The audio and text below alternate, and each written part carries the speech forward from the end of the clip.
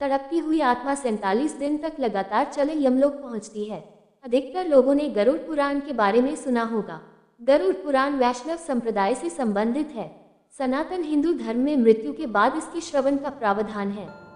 इस पुराण के देवता भगवान विष्णु हैं। गरुड़ पुराण के दो भाग हैं, पूर्वखंड तथा उत्तरखंड।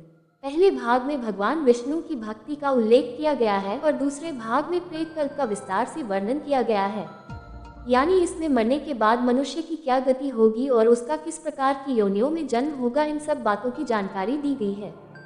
गरुड़ पुराण के अनुसार जिस समय मनुष्य की मृत्यु होने वाली होती है वह बोलने की कोशिश करता है लेकिन बोल नहीं पाता है।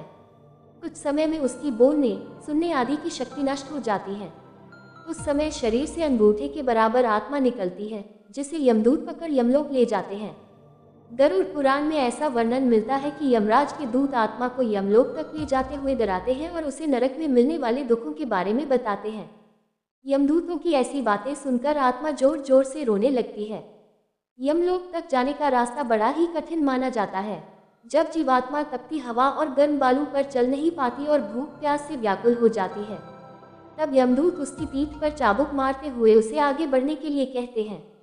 वह आत्मा जगह जगह गिरती है और कभी बेहोश हो जाती है, फिर वो उठकर आगे की ओर बढ़ने लगती है। इस प्रकार यमदूत जीवात्मा को यमलोक ले जाते हैं। इसके बाद उस आत्मा को उसके कर्मों के हिसाब से सजा देना निश्चित होता है। इसके बाद वह जीवात्मा यमराज की आज्ञा से फिर से अपने घर आती है।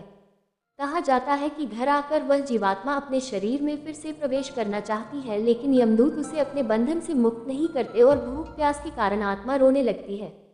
इसके बाद जब उस आत्मा के पुत्र आदि परिजन अगर पिंडदान नहीं देते तो वह प्रेत बन जाती है और सुनसान जंगलों में लंबे समय तक भटकती रहती है। गरुड़ पुराण के अनुसार मनुष्य की मृत्यु के बाद 10 दिन तक पिंडदान अवश्य करना चाहिए।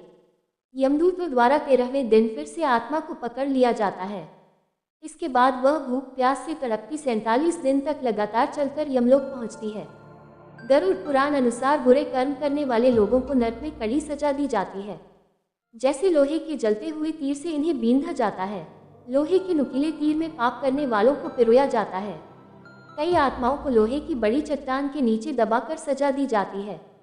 इस आत्मा को क्या सजा मिलनी है ये उसके कर्म निश्चित करते हैं।